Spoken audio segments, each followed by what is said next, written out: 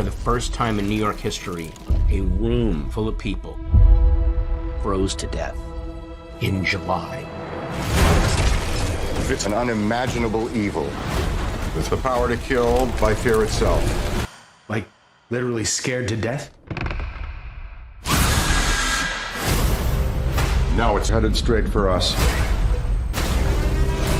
Is something trying to get out? Many things. It's commanding an army of the undead. I think we're all going to die.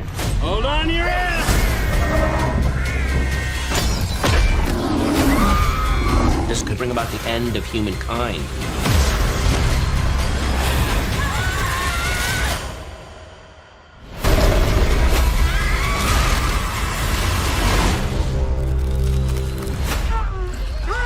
Disgusting.